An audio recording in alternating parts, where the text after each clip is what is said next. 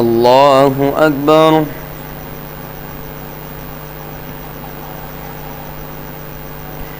الحمد لله رب العالمين الرحمن الرحيم مالك يوم الدين إياك نعبد وإياك نستعين اهدنا الصراط المستقيم صراط الذين أنعمت عليهم غير المغضوب عليهم ولا الضالين الذين استجابوا لله والرسول من بعد ما أصابهم القرح للذين أحسنوا منهم واتقوا أجر عظيم الذين قال لهم الناس إن الناس قد جمعوا لكم فاخشوهم فزادهم إيمانا وقالوا حسبنا الله ونعم الوكيل فانقلبوا بنعمة من الله وفضل لم يمسسهم سوء واتبعوا رضوان الله والله ذو فضل عظيم إنما ذلكم الشيطان يخوف أولياءه فلا تخافوهم وخافون إن كنتم مؤمنين ولا يحزنك الذين يسارعون في الكفر إنهم لن يضروا الله شيئا يريد الله ألا يجعل لهم حظا في الآخرة ولهم عذاب عظيم إن الذين اشتروا الكفر بالإيمان لن يضروا الله شيئا ولهم عذاب أليم ولا يحسبن الذين كفروا أنما نملي لهم خير لأنفسهم إنما نملي لهم ليزدادوا إثما ولهم عذاب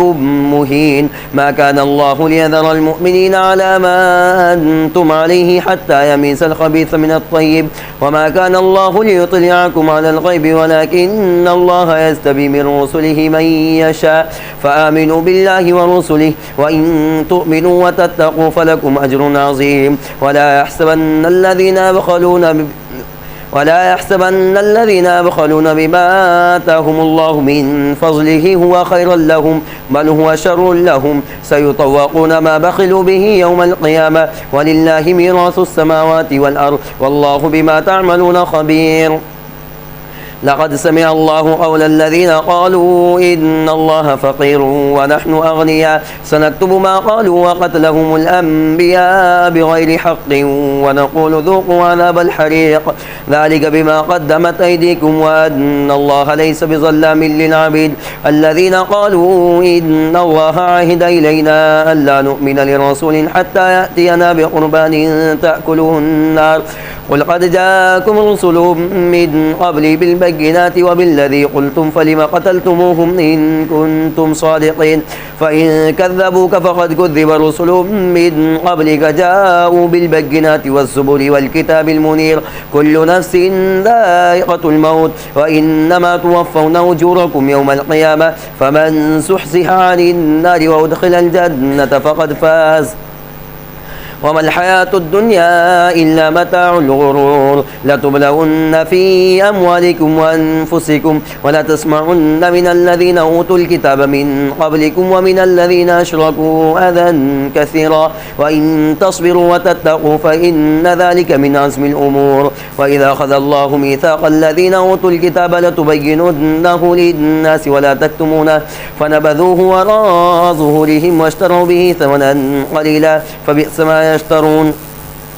لا تحسبن الذين يفرحون بما آتوا ويحبون أن يحمدوا بما لم يفعلوا فلا تحسبنهم بمفازة من العذاب ولهم عذاب أليم ولله ملك السماوات والأرض والله على كل شيء قدير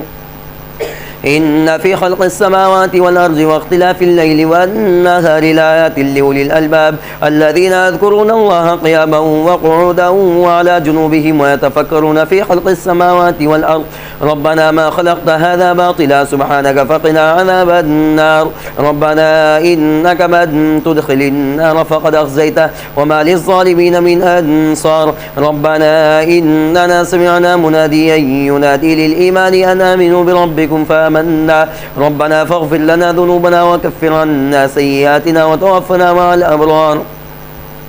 ربنا وآتنا ما وعدتنا على رسلك ولا تخزنا يوم القيامة إنك لا تخلف الميعاد فاستجاب لهم ربهم أني لا أضيع عمل عامل منكم من ذكر أو أنثى بعضكم من بعض فالذين هاجروا وأخرجوا من ديارهم ووضوا في سبيلي وقاتلوا وقتلوا لأكفرن عنهم سيئاتهم ولأدخلنهم جنات تجري من تحتها الأنهار ثوابا من عند الله والله عنده حسن الثواب لا يغرنك تقلب الذين كفروا في البلاد متاع قليل ثم مأواهم جهنم وبئس المهاد لكن الذين اتقوا ربهم لهم جنات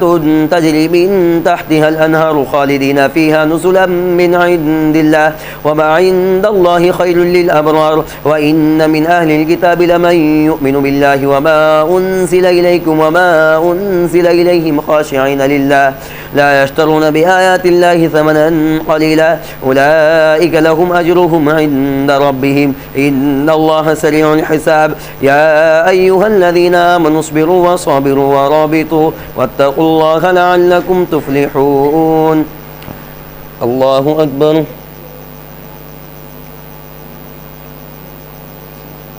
سمع الله لمن حمده الله أكبر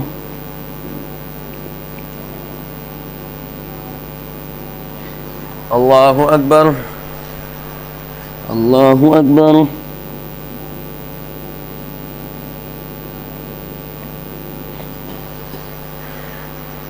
الله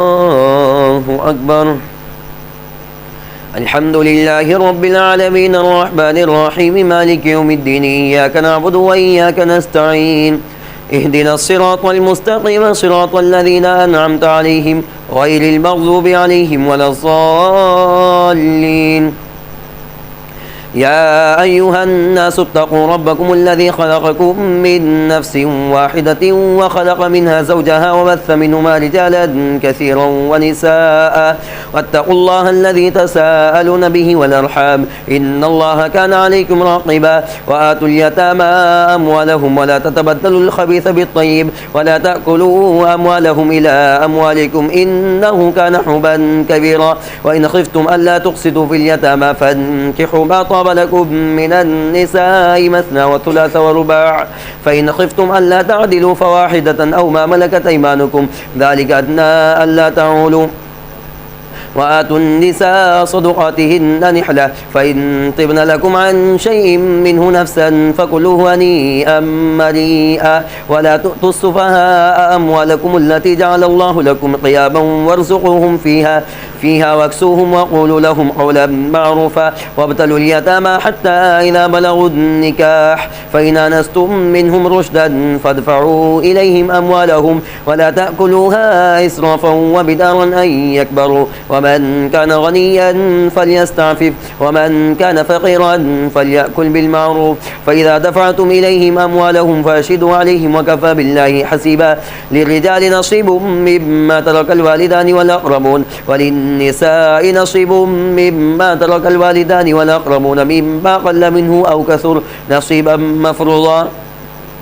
وإذا حضر القسمة أولو القربى واليتامى والمساكين فارزقوهم منه وقولوا لهم قولا معروفا وليخشى الذين لو تركوا من خلفهم ذرية ضعافا خافوا عليهم فليتقوا الله وليقولوا قولا سديدا إن الذين يأكلون أموال اليتامى ظلما إنما يأكلون في بطونهم نارا وسيصلون سعيرا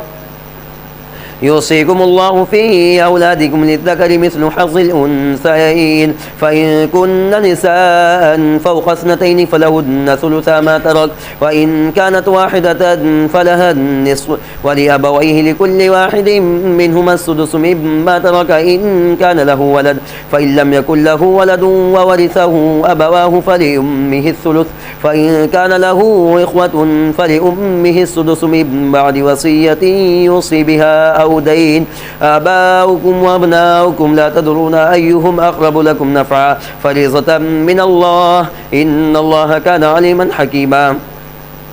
ولكم نصف ما ترك أزواجكم إن لم يكن لهن ولد فإن كان لهن ولد فلكم الربع مما تركن من بعد وصية يوصين بها أو دين ولهن الربع مما تركتم إن لم يكن لكم ولد فإن كان لكم ولد فلهن الثمن مما تركتم من بعد وصية توصون بها أو دين وإن كان رجل يورث كلالة أو امرأة وله أخ أو أخت فلكل واحد منهما السدس فإن كانوا أكثر من ذلك فهم شركاء في الثلث من بعد وصية يوصى بها أو دين غير مضار وصية من الله والله عليم حليم تلك حدود الله ومن يطع الله ورسوله يدخله جنات تجري من تحتها الأنهار خالدين فيها وذلك الفوز العظيم ومن يعص الله ورسوله ويتعد حدوده يدخله نارا خالدا فيها وله عذاب مهين واللاتي يأتين الفاحشة من نسائكم فاستشهدوا عليهن 4 منكم فإن شهدوا فامسكوهن في البيوت حتى يتوفاهن الموت ويجعل الله لهن سبيلا واللذان يأتيانها منكم فآذوهما فإن تابا وأصلحا فأعرضوا عنهما إن الله كان توابا رحيما إنما التوبة على الله للذين يعملون السوء بجهالة ثم يتوبون من قريب فأولئك يتوب الله عليهم وكان الله عليما حليما وكان الله عليما حكيما وليست التوبة للذين يعملون السيئات حتى إذا حضر أحدهم الموت قال إني تبت الآن ولا الذين يموتون وهم كفار أولئك أعتدنا لهم عذابا أليما يا أيها الذين آمنوا لا يحل لكم أن ترثوا النساء كرها ولا تعضلوهن لتذهبوا ببعض ما آتيتموهن إلا أن يأتين بفاحشة مبينة وعاشروهن بالمعروف فإن كرهتموهن فعسى أن تكرهوا شيئا ويجعل الله فيه خيرا كثيرا وإن أردتم استبدال زوج مكان زوج وآتيتم إحداهن قنطارا فلا تأخذوا منه شيئا أتأخذونه بهتانا وإثما مبينا فكيف تأخذونه وقد أفضى بعضكم إلى بعض وأخذن منكم ميثاقا غليظا ولا تنكحوا ما نكح آباؤكم من النساء إلا ما قد سلف إنه كان فاحشة ومقتا وساء سبيلا حرمت عليكم أمهاتكم وبناتكم وأخواتكم وعماتكم وخالاتكم وبنات الأخ وبنات الأخت وأمهاتكم اللاتي أرضعنكم وأخواتكم من الرضاعة وأمهات نسائكم وربائبكم اللاتي في حجوركم من نسائكم اللاتي دخلتم بهن فإن لم تكونوا دخلتم بهن فلا جناح عليكم وحلائل أبنائكم الذين من أصلابكم وأن تجمعوا بين الأختين إلا ما قد سلف إن الله كان غفورا رحيما الله أكبر سمع الله لمن حمده الله أكبر الله أكبر الله أكبر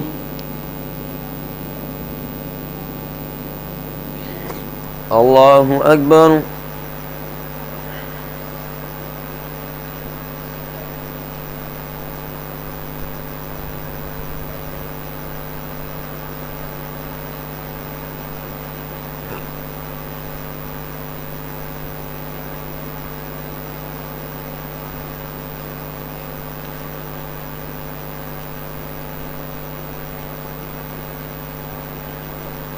السلام عليكم ورحمة الله السلام عليكم ورحمة الله